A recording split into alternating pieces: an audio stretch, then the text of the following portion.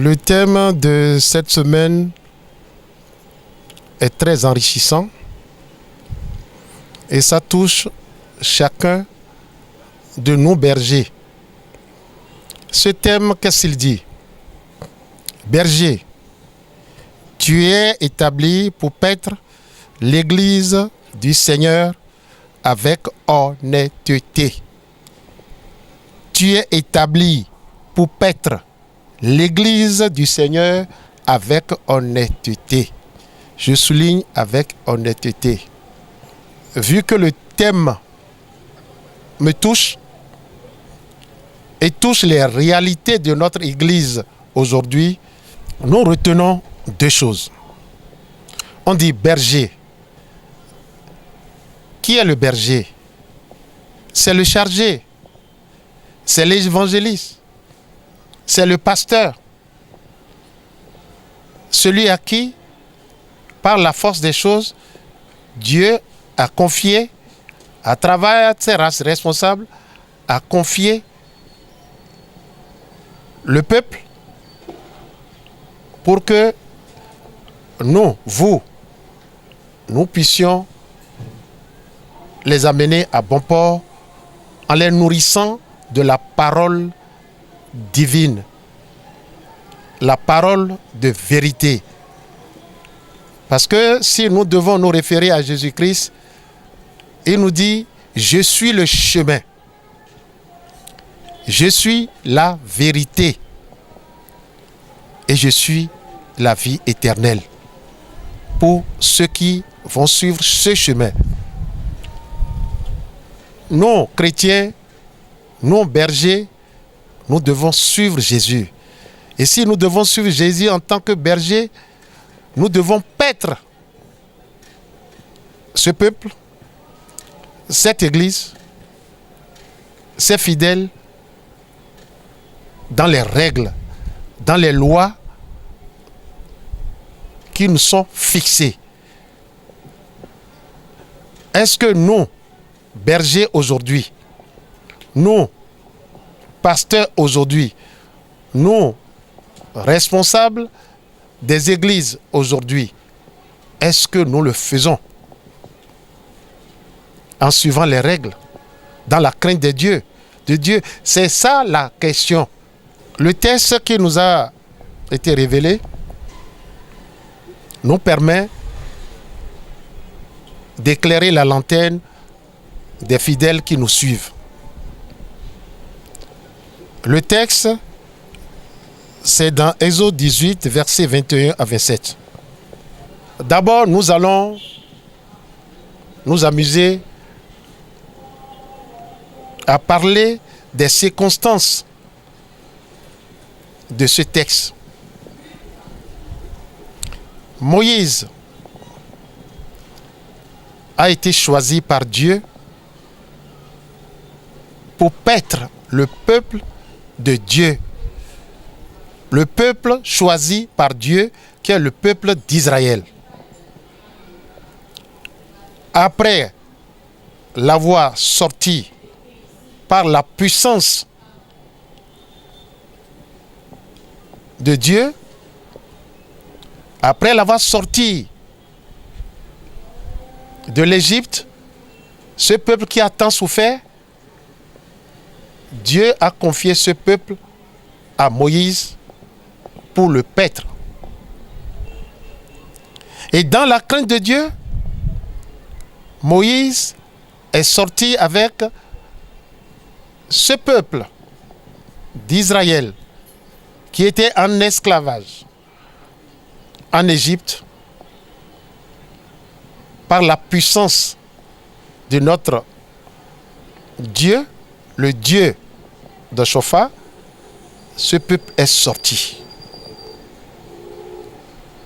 de l'Égypte, conduit par l'élu de Dieu, l'homme choisi par Dieu, qui est Moïse, le seul à qui Dieu parle. Donc ainsi, Moïse a pris le devant de ce peuple. Malheureusement, ce peuple s'avère un peuple rebelle. revanchard, insoumis, insolent, tel que nous aujourd'hui dans l'église du christianisme céleste, tel que nous le voyons dans l'église du christianisme céleste, les rebelles, les tacites. Nous voyons dans l'église du christianisme céleste aujourd'hui des clans. Un clan pour le berger, un clan pour la chorale, un clan pour les jeunes. C'est dommage. Moïse a souffert au-devant de ce peuple rebelle. Vu sa souffrance, vu la manière dont il se gênait pour rendre la justice et l'équité, son beau-père Jéthro, qui l'a suivi, était très peiné. Et c'est à cet instant qu'il lui a demandé, il dit: Moïse, toi seul, tu ne peux pas faire paître ce peuple rebelle, revanchard. Essaie de choisir parmi le peuple d'Israël des personnes qui ont la crainte de Dieu, qui répondent à certains critères, qui aiment la justice et l'équité. Choisis un certain nombre, 70, d'autres vont gouverner 100 personnes, d'autres 1000 personnes, d'autres 50 personnes, compte tenu de l'âge, de l'intelligence, de la lumière et de la crainte de Dieu de ce peuple. Moïse a accepté et il l'a fait. Moïse, dans la lucidité, a accepté la proposition de Jéthro, qui est la meilleure. Prendre des hommes valides, tels que, on le dit dans Tite, quand nous prenons Tite 1, verset 6 à 7, ça nous donne les qualités que doivent avoir les chargés, les pasteurs, le prêtre, l'évangéliste, bon, tout ce que nous voulons, qui doit rester au devant de nos églises, de nos paroisses, de nos peuples de Dieu. Tite 1, verset 6 à 7. Si tu trouves quelque homme irréprochable, mari d'une seule femme, ayant des enfants fidèles, qui ne soient ni accusés de débauche ni rebelles, car il faut que l'évêque soit irréprochable. Il faut que le pasteur soit irréprochable. Il faut que le chargé soit irréprochable. Comme économe de Dieu, qui ne soit ni arrogant, ni coléreux, ni adonné au vin, ni violent, ni porté à un gain déshonnête. Mais qu'il soit hospitalier, ami des gens, de bien, modéré, juste, saint, tempéré, ainsi de suite. L'évangile de Tite nous met encore sur le chemin. Quel est le chargé qui remplit aujourd'hui tous ces critères?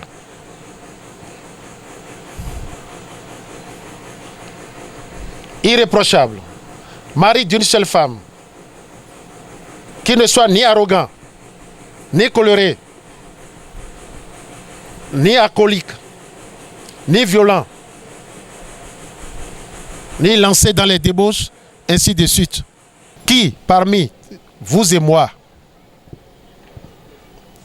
peut remplir ces critères? Mari d'une femme qui n'aime pas les débauches, qui n'aime pas voler, qui n'aime pas l'adultère,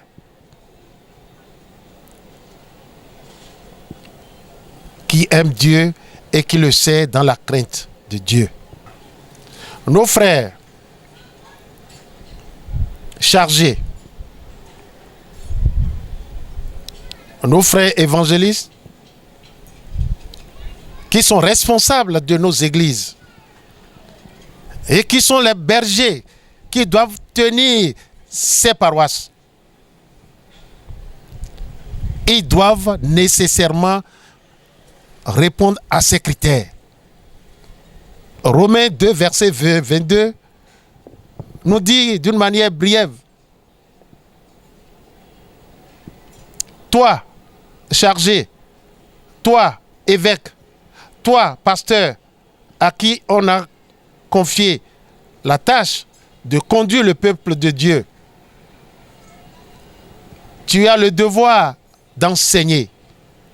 Tu leur enseignes de ne pas voler. Voilà que c'est toi le chargé qui vole les dîmes. C'est toi le chargé qui vole les cotisations. C'est toi le chargé qui prend tout ce qui appartient à l'église. Et tu ne le fais pas en cachette. Tu le fais devant tous tes fidèles et tu dis, tu attends celui qui va revendiquer. Parce que tu n'as pas la crainte de Dieu. Toi le chargé qui ne vit que sur les quêtes et les dîmes, alors que les tiers reviennent à l'autorité supérieure. On te remet les tiers, tu les bouffes, mais tu enseignes aux gens de ne pas voler. Tu enseignes aux gens de ne pas prendre les femmes d'autrui, se lancer dans les débauches. Mais tu es le plus grand adultérien. C'est toi qui prends les femmes d'autrui dans ton église. C'est toi qui es devenu le bouc qui rentre dans les choristes. Tu enceintes les femmes et personne ne peut parler parce que tu es tout puissant. Ce que tu as semé, c'est ça qui va te suivre. C'est tes œuvres qui vont te suivre. Si tu l'as oublié, moi je te le rappelle. Ce thème vient à point nommé pour nous réveiller. Pour nous rappeler que tout ce que nous semons, nous allons récolter.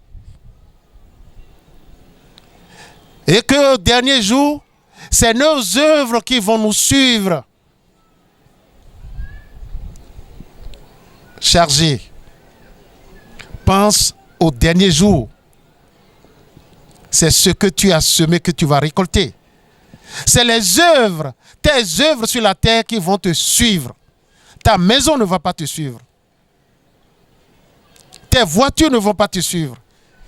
Tes femmes ne vont pas te suivre. Tes voitures, tes biens ne vont pas te suivre. Seules tes œuvres vont te suivre. Si nous pensons à ce dernier jour, nous allons gérer l'église de Dieu, gérer le peuple de Dieu dans la crainte de Dieu, dans l'amour. Laissez partager comme on l'a demandé. Jéthro a demandé à Moïse que chacun gère la portion que l'Église nous donne. Chers frères et sœurs, quittons la voie du péché. Évitons la voie du péché. Suivons les lois et tests qui nous sont dictées pour être demain le Fils de Dieu, le Fils aimé de Dieu. Que Dieu vous bénisse. Que Dieu bénisse sa maison, ses paroisses et surtout que Dieu bénisse la sous-région B. Je vous remercie.